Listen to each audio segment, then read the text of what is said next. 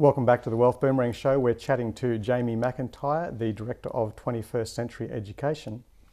And Jamie was saying that he didn't learn all these business tricks at school. His book's actually called What I Didn't Learn at School and Wish I Had. So there's some tips in there, mate. And along the way, you've also got to meet some amazing people. You got to meet Tony Robbins, Richard Branson, Tim Ferriss, Norman Schwarzkopf. Also, was it last year? Arnold Schwarzenegger. Yeah. So you got to mix with amazing mentors. What's some of the best tips that you've picked up from these guys?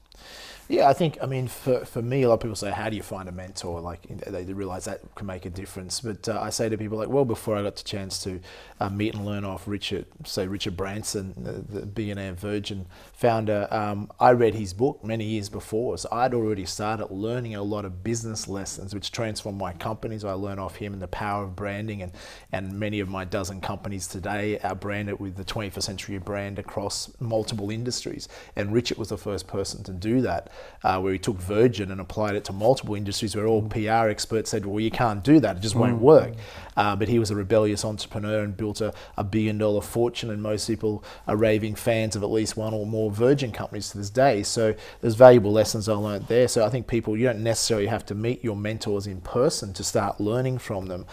Governor Schwarzenegger and Arnold Schwarzenegger, obviously entering into politics, he's been a great resource and a great help to share his advice and his lessons when he was mentored politically by the Kennedy family and people such as Ronald Reagan, and so have access to someone that's had a successful political career and has worked with some pretty amazing people. That insight is invaluable. But once again, reading Arnie's book Total Recall, one of the greatest books I think I've read in the last decade, because he's a real life example of what it takes to succeed, not just in one industry such as bodybuilding, but then to do it in business. And he was a millionaire from real estate investing before he made his big bucks in movies, and then had a political career. I don't think very few people have achieved that level of success in more than one industry. And I guess he's a great example that it's not luck. A lot of people might go, well, it's he's just lucky, or this person's just lucky. When luck can play its part, but it's not the defining factor. I didn't become a self-made millionaire in my 20s because I was lucky. Some people say, oh, Jamie was lucky, he got into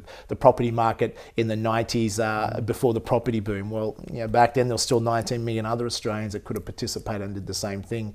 I didn't have any money to get started, but I still managed to find a way to do it. So luck is not the defining factor. Well, there's always a boom somewhere, isn't there? And when you're learning strategies from your mentors, you've also learned a lot of mindset skills, so you can be open to these opportunities as well. Yeah, I often talk about, and top coaches of sporting teams will talk about this as well. 80% of success is psychology or mindset. In other words, a good example of this is in Australia. I share with people, there's an interesting statistic. People that migrate to Australia are 4 times more likely to become self-made millionaires.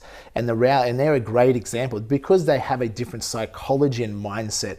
And to become wealthy or successful, whether it's in relationships or business or finance, whatever endeavor, you have to have a capacity to deal with uncertainty. And the challenge for immigrants coming to a new country, they're dealing with uncertainty because they're going to a whole new way of life. There's no certainty when they start out, so they have the capacity to deal with that. Me moving from a small country town of 6,000 people to a big city of 4.5 million people like Sydney, that's almost like being an immigrant in a new city. But you have to deal with uncertainty, because I have friends that have never left, never moved out of Glen Innes where I grew up, and but they have a higher need for certainty than me.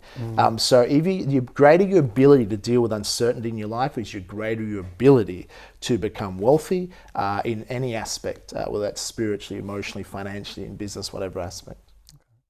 Jamie, you've dealt with a lot of uncertainty as you're building your businesses and ups and downs in different markets. You've made a lot of money in the last 15 to 17 years. You never ever have to work again. So tell me, you got the Ferraris, you got the yacht, you got the empire. Why do you actually do what you do? Yeah, I think it's an interesting question. A lot of people think that if people aren't doing very well financially, most people, the mistake they make, the only reason they work and go to a job on a Monday morning is because of a paycheck. And if they weren't getting paid, they wouldn't go. That's the problem. So a lot of, the key to life is to find something you'd love to do and then manage to figure out how to get paid for it. Because everyone admits the ideal career would be do something that you love and get paid for it. Or you have to become a successful investor so you can afford to do what you love and not have to worry about getting paid for it. So a lot of people think that, well, if you've got enough money, why would you keep working? But see, for me, what turned my life around, I decided to figure out what my purpose was, and I had a mission. And one of my missions, once I learned off my millionaire mentor how to turn my life around and achieve my dreams, I thought I could have been taught all these things at school. And I realized the reason I wasn't was that we had a 19th century education system at school, and we now live in the 21st century. The education system is hopelessly flawed and outdated. It hasn't been updated.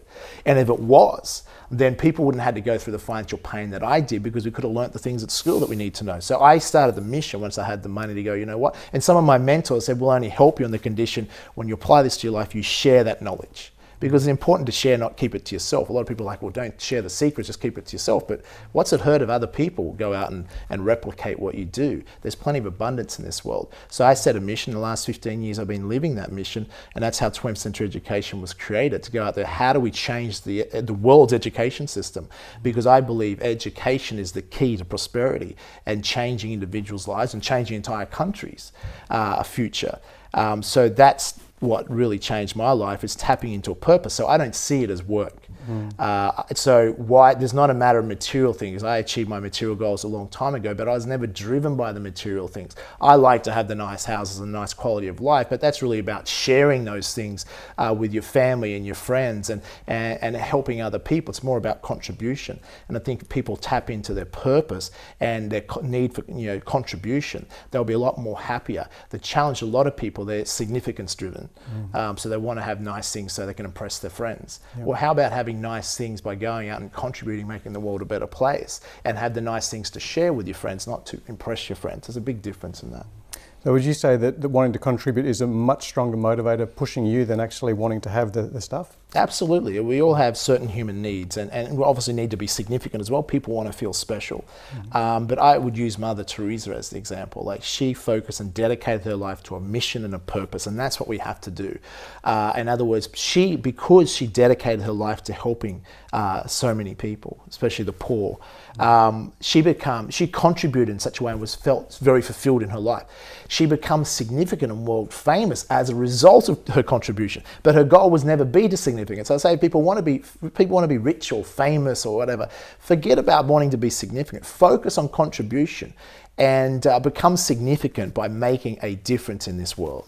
Oh, very interesting. So rather than wanting to be significant myself, I should focus on making other people significant and bringing it out there. Yeah, making a difference to them, and as a result of that, you're more likely to become significant, because if you help someone, you'll be significant in their lives. And I've been fortunate enough, every day of my life, I get emails and thank you notes from thousands of people around this country that they've read my book or attended the seminar or been inspired and changed their life as a result. And that's very fulfilling to know that the work you do is making a difference. Fantastic.